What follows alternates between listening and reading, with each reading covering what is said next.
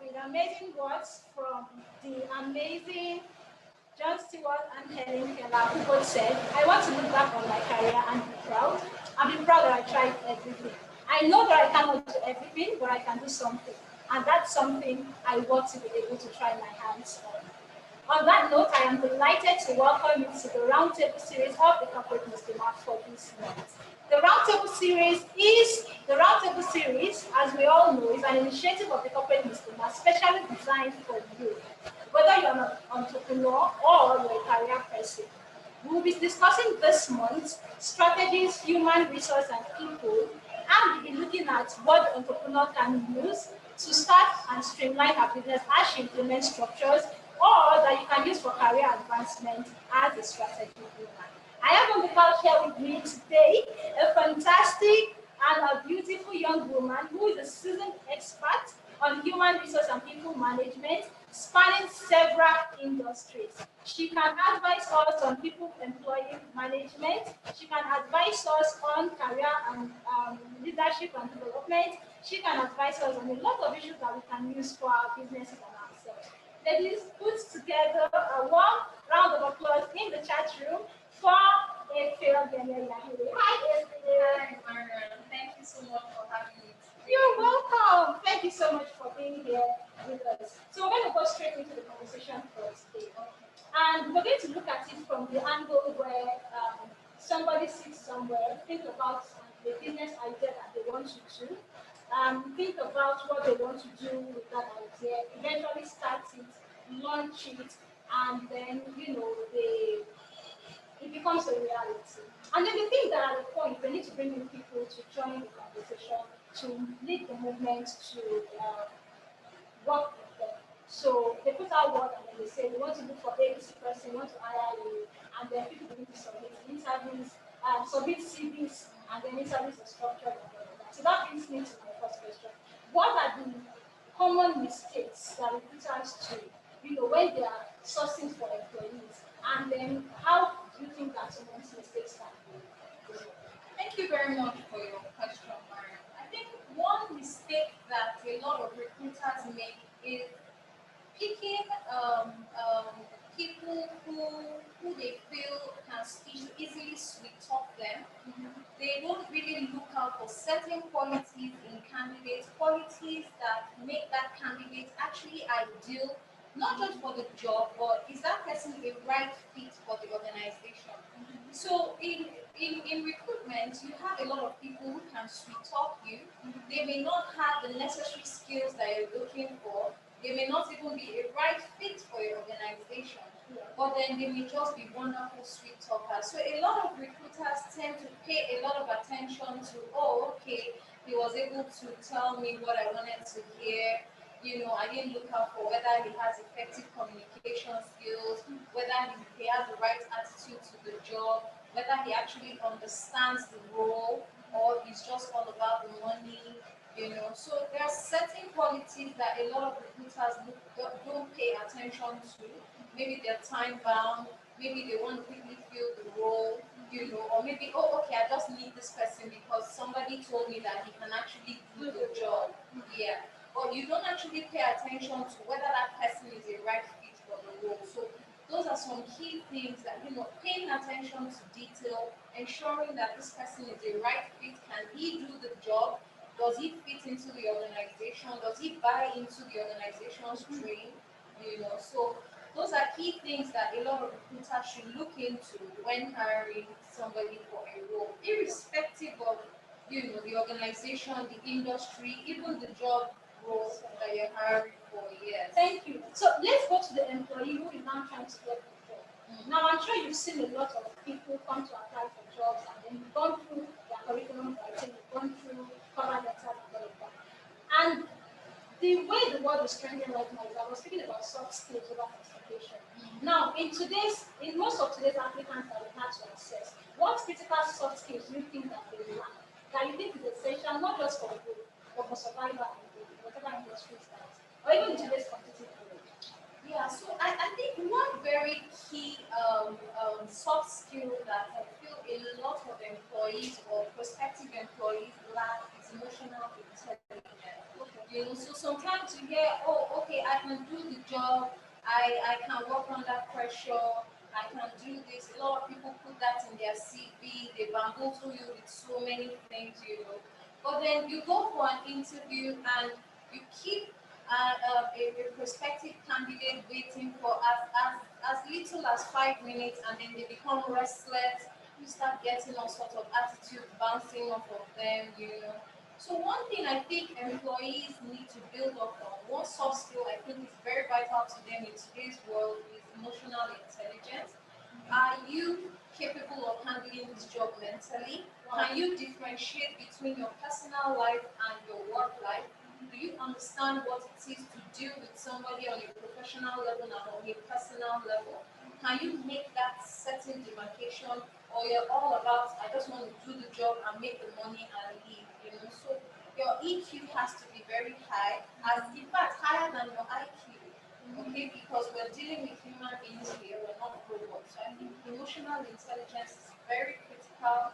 You know, there are other certain soft skills that employees and employers need to look out for, but emotional intelligence is number one for me.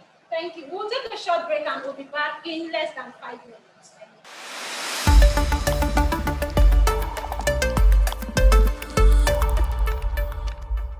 Now we have again on the couch another fantastic speaker who will be joining us, Basmala Akomolake. She is the CEO founder of Career Corner NG. Now, Career Corner is one of your go-to if you have any issue regarding human resource or career advancement, either as a business owner or as a fantastic career owner. Hi, Basmala.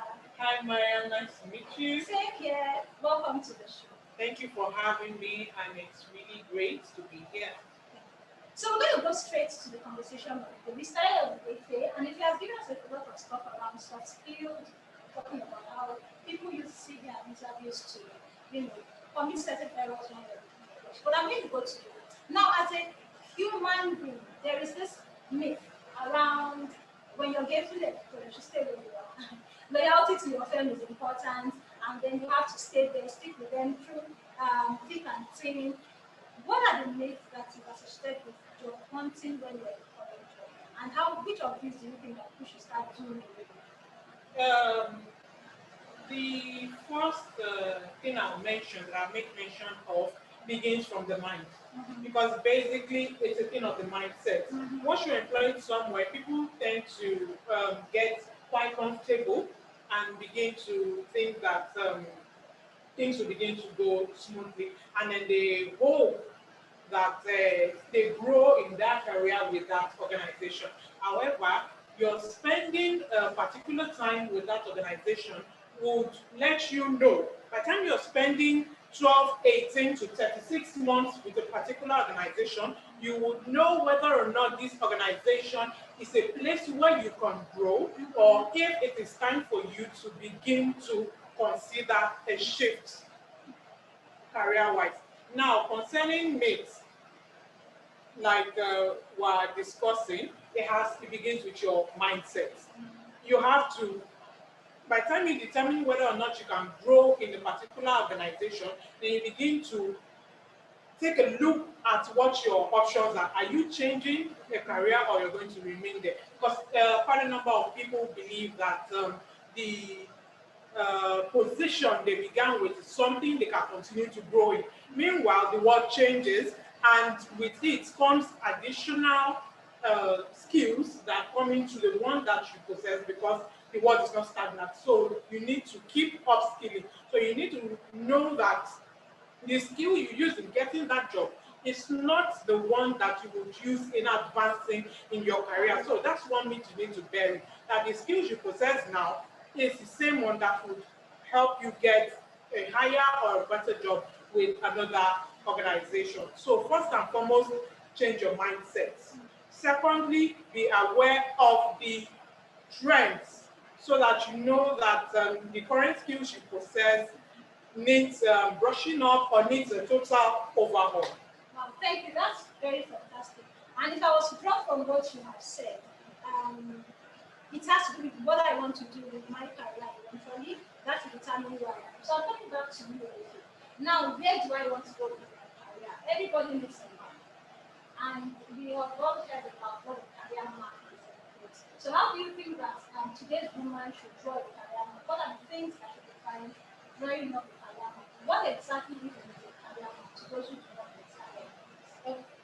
Thank you, Mara. So, a career map, before you draw a career map, you need to understand what are your long term goals, what are your short term goals, what are your plans. Now, your long term goals may be what you plan to achieve in the next 5 years, both personally, both professionally. And then your short term goals may be, oh, okay, what do I want to achieve in the next 1 week? What do I plan to achieve in the next 1 month? So, you need to consider all these factors. You need to look at yourself and say, oh, okay, this is what I plan to do for myself. Now you have a career or you're planning to delve into a particular career. And then you sit down and then you say, oh, okay, this is what I want to do. So what does it take to become a professional accountant?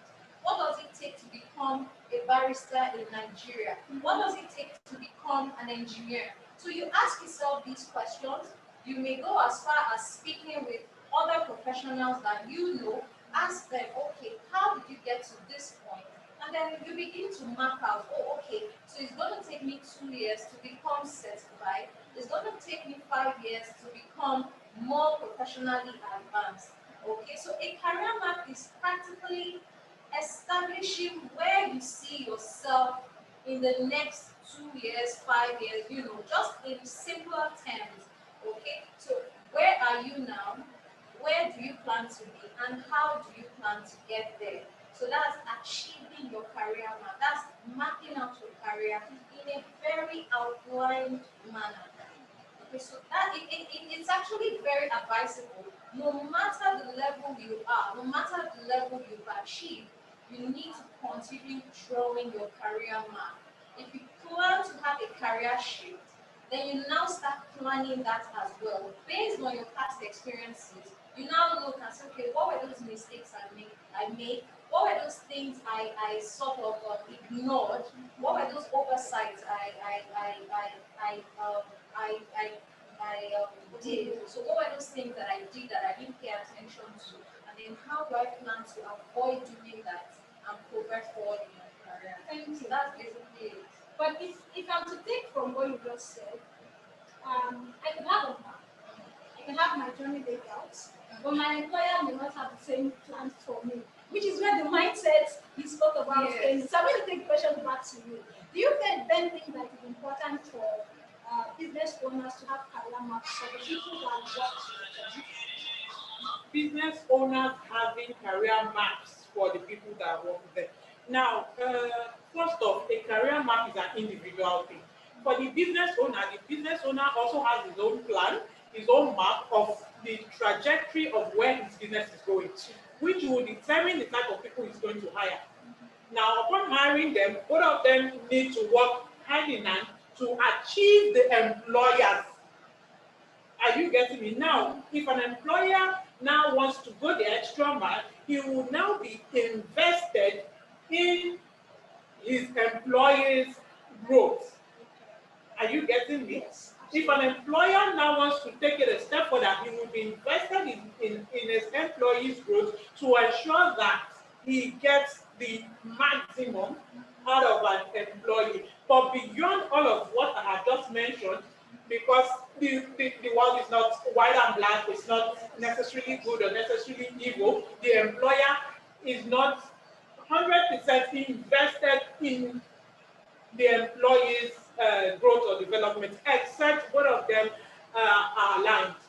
And the percentage of having that kind of thing, having an employer and an employee's plans aligned together, you know how that is. So the thing is, for the employee, you already have a map, you know where you want to go, you know what you see for yourself. Now, the thing for you to do is now begin to look at that map and say that, okay, I have spent, say, 2 years here with this employee. Is my plan still in alignment with that of my employer? If that is it, then I proceed with him and then we can both grow together. But if the plan does not align, then it is time for me to consider a change. It is time for me to begin to think about how I'm going to grow, because at the end of the day, it's about me. Do you get what I'm saying? At the end of the day, it's about me. So I need to begin to look at where I'm going and how I'm going to get there. Except, of course, my employer, our plans, are interwoven. That's Thank you. about it. Thank you. Thank you very much. So all of this conversation is still coming back to you, you. I mean, we can't really work alone. If you're working for someone, people have to be there. If you're working with someone, people have to be there. In fact, your business has to do with people giving you contracts and all of that. So my people, what's the English now? Focus is taking me to a part of human resource people management, people management.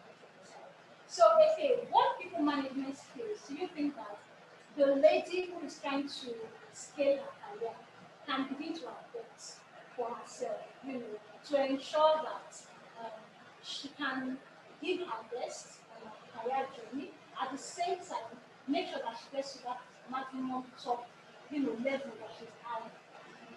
Okay, thank you, Mara. So, when we started the conversation, I think the first soft skill that I mentioned rather, was emotional intelligence, and I'm going to hold on to that because that is one skill that, no matter the level you attain, I don't think you can say, okay, I rate myself 100%. So that's one skill that you need to continually develop for yourself.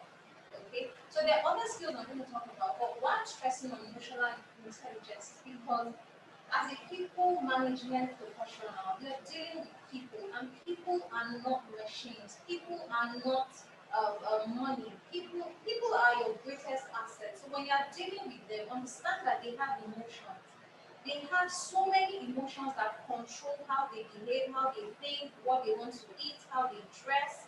Okay, so when you're dealing with them, you have to have some form of empathy that is also coming from a professional stance. So that's where your emotional IQ, your EQ, your emotional intelligence coefficient has to be very, very high. Okay, so when you have that skill in your pocket, you are able to handle people seamlessly. Understand that you as an individual, you are also people, you're part of these people. Okay, so when you're dealing with them, put yourself in their shoes and know how to solve problems for them. Then you have to be an effective listener. Okay, so there are so many people that have a lot of things to say. They want to talk and talk and talk, but they are not ready to listen. And you find that communication is flawed when you don't know what the other person is saying, but you're just pouring it out. It's just coming out like one vomit. So you have to listen to these people. Okay, what is this person saying? Okay, he's saying this, and then you take a step back and then you think, okay, I understand where you're coming from. Let's try it this way, and then we come to a compromise. So you're dealing with people, effectively communicate with them. You also have to be an attention detail person. Pay attention to every detail. So they are telling you my eye is paining me. And then tomorrow they come again and say my teeth is paining me. And then tomorrow they come and say my eyebrow is hurting me. Understand that this person has a problem with his head.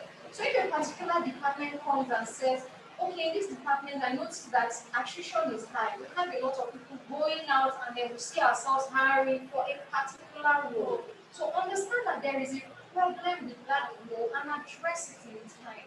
Because you're dealing with people and these people work, they may function as a particular machinery, as a particular unit, but they are humans.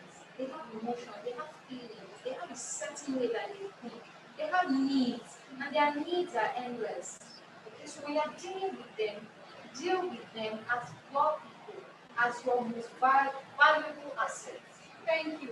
Thank you. I'm going to just what Eke said in summary, in 4 bullet points: have emotional intelligence, be able to take critical decisions, have an effective communication channel, and the last one, if I am going to remember correctly, was something around know what the problem is and pay attention to details. And this is really going to affect both the person in the job and the person providing the job. Thank you for that. Very fantastic answer. So I'm coming back to you, that's Mala. For women who own businesses in today's world, even business owned business-owned firms, or whatever Yeah. the case may be, for not women, so maybe generally, but more specifically for the women field. What human resource management practices can you advise that they adopt? Now, if I get the question correctly, you're asking that what human resource skills should a business owner adopt to ensure that the organization grows. Yes. Uh, there are quite a lot of No. skills, and then skills are divided into hard and soft skills. And it still boils down to the person because he is the one, he is the owner of the business, he's the one managing the business, and he's the one who is going to manage the people under him. So first off, depending on the nature of the business, he needs to be quite excellent with the hard skills relevant to his business. It needs to be really, really competent because only then can he be able to understand the nature of the business and make sure that all that is required are executed according to plan. Then secondly, soft skills, which is what a business owner would need mostly to interact and relate with his members of staff. Now, the nature of soft skills that we're looking at, there is communication because communication is really important. We are human beings, we are coming from a different background, from different organizations, so the way we relate is going to be quite different. And then communication on a professional level has its own tone. Communication on a social level is different from that of a professional level.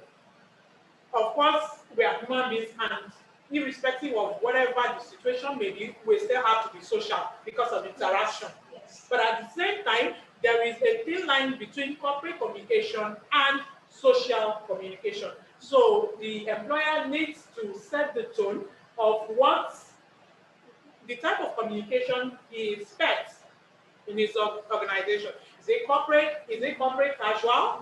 Is it social? Is it just casual? Depending on the nature of the business and the tone he has set for the business to, the path he has set for the business to fly through. That's the communication. You mentioned emotional intelligence, so I'm not going to touch on that. There is a social capital. A lot of people do not a lot of people are not so much aware of what social capital is and they do not really, make use of it. And it really helps, especially for an employee, even an employer, a business owner, it helps you get way ahead. And what is social capital? It is your interaction with people within your social circle. Besides the office and the structure, you are people outside of that thing. How do you communicate? Because on that level is where discussions are made, is where deals are agreed upon in a relaxed environment. So, who are those within your network? Because your network will determine where you are going. Who are those people within your network? Look at the five major people within your network. Are they people who are going to help you improve your network? Meaning that it's going to scale your social capital because people do really matter. So for the business owner and the employee, you need to look at your network because it may sound cliche, but your network determines your network. Thank you. Thank you for that fantastic answer. Thank you. Jumping to the other side of the room, back to you, Leke. We've heard a lot around what people should do, how they should try to do that, whether you're the employed person or you're the one employing other people. But we also know that there's something called highly effective employee. Maybe that is my own thinking. But if you read about that, which I am sure that you have from the times, I mean, you've gone over 30 years. So, what do you think are the personal work habits that an effective, highly effective employee has? Yeah, a highly effective employee might sound like a myth to some people.